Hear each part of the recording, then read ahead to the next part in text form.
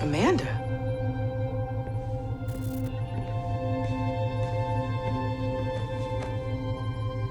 Please don't react. Spock needs our help. I could only turn to you.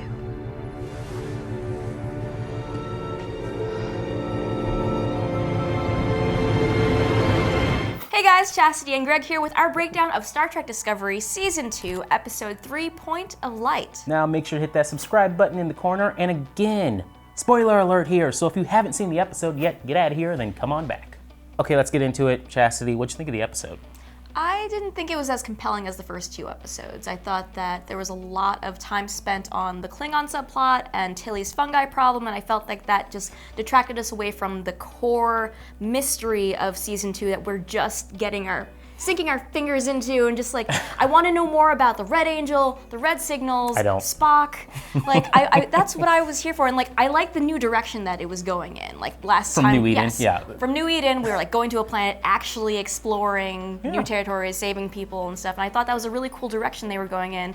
And now just, this feels more like I think housekeeping the episode. Yes, it's definitely felt like housekeeping. They're like, okay, we gotta go back and talk about the Klingons real quick. Let's get that out of the way really quick. And also what happened to Ash, what happened there, and also what happened to that spore on Tilly. We gotta get that all out of the way. And I'm okay with that. I'm actually not a huge fan of the whole Red Angel storyline, Iconians, whatever that's gonna be.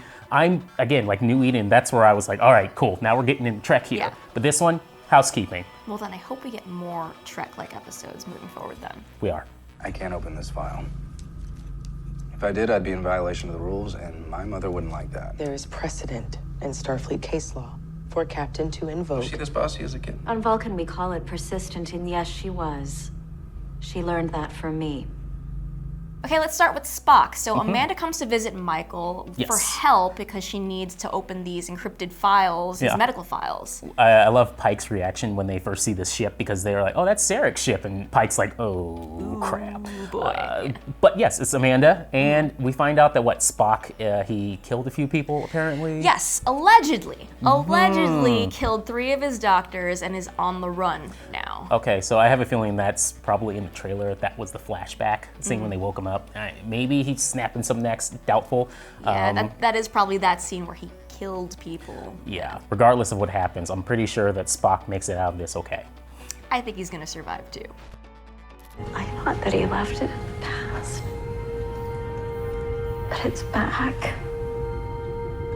What is it? Your brother called it the Red Angel. He started seeing it when he was a little boy. It changed him.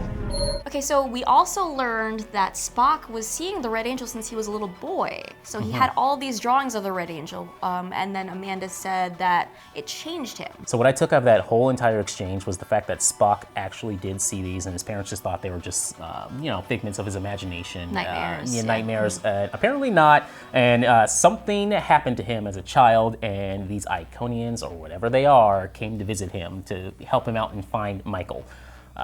Okay. Sure. And now that he's on the run, I have a feeling that Section 31 is after him, and they don't care if he killed them or not. They just want their man. Yeah, they brought that up, that someone's coming after him, or they have a team on them. And they're not going to care if they Section believe 31. that he's not a killer. And this is how Giorgio and everyone meet up again. And this is how you probably get a scene, I hope not, where Giorgio's got a gun to like Spock or something, and Michael's Giorgio's like, got a "Don't gun." kill my brother!" I can see it now, but we'll see. 7 drops of blood, ready to rain down on us. Remove the paint.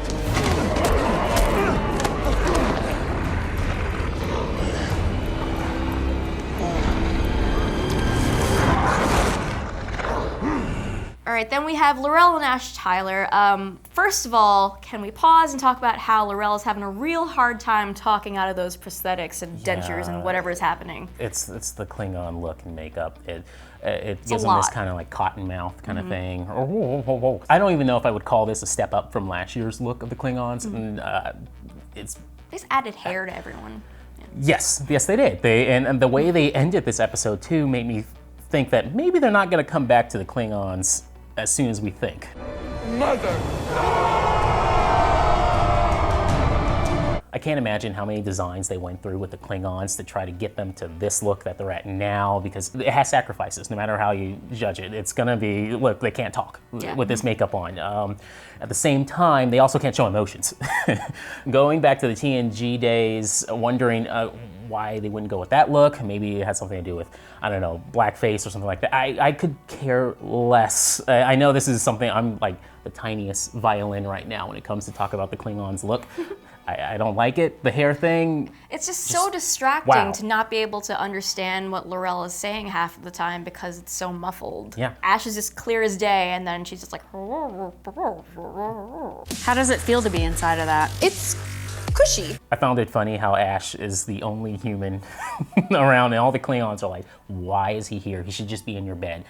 Whose man is this? Yeah, that's what they were doing. It didn't matter, and I love that in this episode, they just solved it immediately by just shipping him off at the end of the episode. We're gonna get back to that later with the baby and everything. I think I know who that baby might be. We'll see. It takes a little bit of retconning for a few things, but I have a feeling I'm 99% certain of who that baby is. Interesting.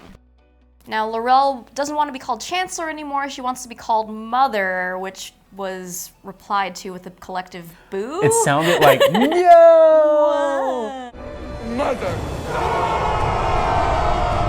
Mother! Mother! Mother!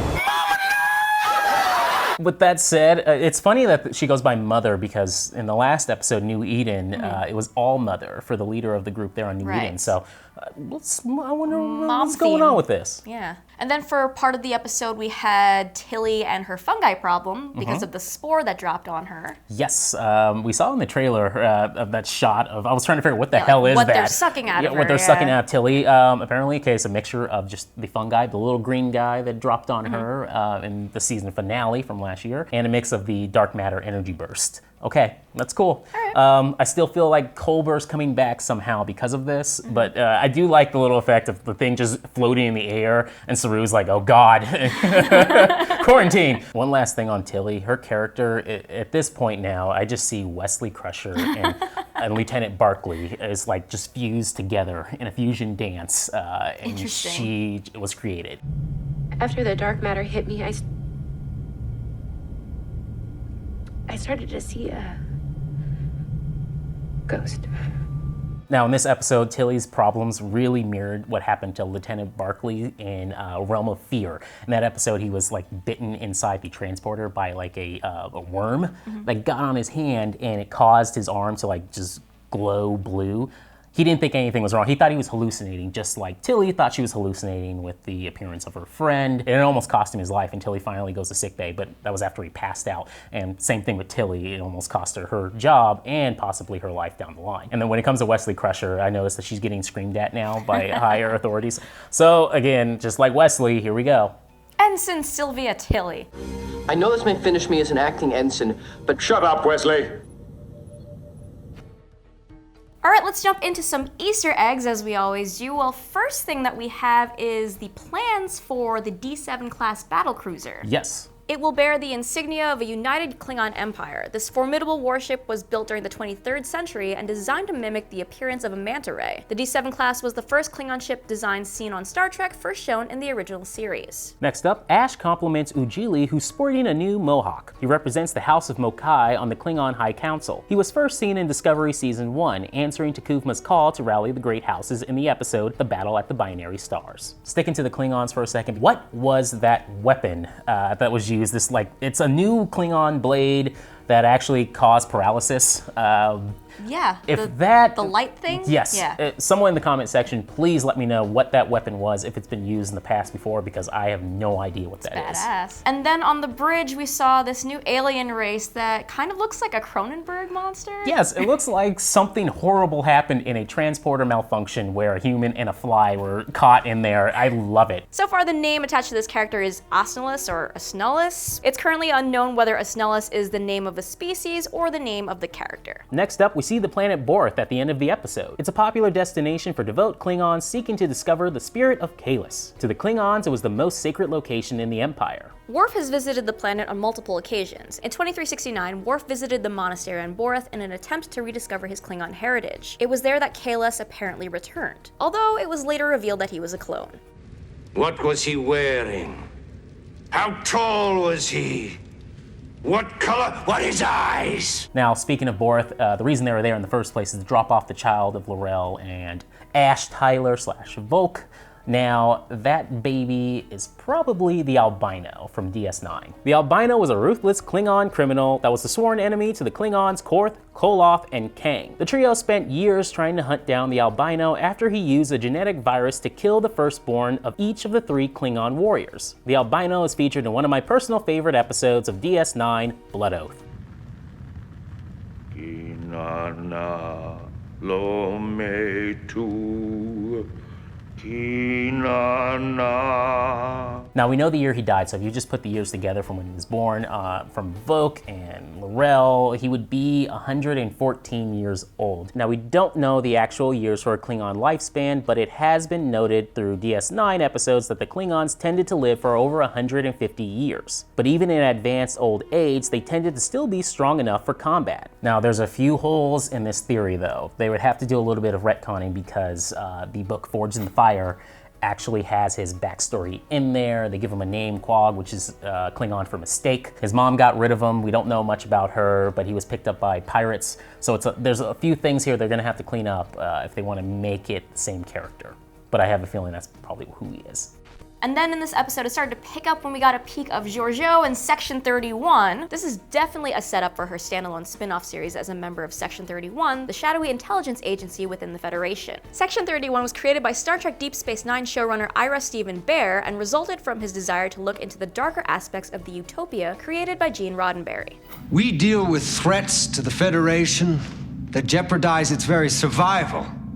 If you knew how many lives we've saved, I think you'd agree that the ends do justify the means. Section 31's actions were autonomous, and its existence was neither acknowledged nor denied by Starfleet Command or the Federation Council. Speaking of Section 31, we meet Leland at the end of the episode, portrayed by Alan Van Sprang. Van Sprang actually first portrayed Leland in a scene deleted from the first season finale, Will You Take My Hand? Welcome to Section 31. I'm not gonna lie, I really liked all the Section 31 stuff they brought on screen this episode, including the ship. Immediately I'm like, what the hell is that? I wanna know everything about that ship. What's that? It's the Malibu Stacy walking in, and Star Trek fans are like, what? But she's got a new hat. Let us know what you thought about the episode in the comments below, or reach out to us on Twitter. I'm at Chastity_V. I'm at GregFT155. And subscribe so we can break down more episodes, because if you keep watching, we'll keep breaking them down. Bye, guys.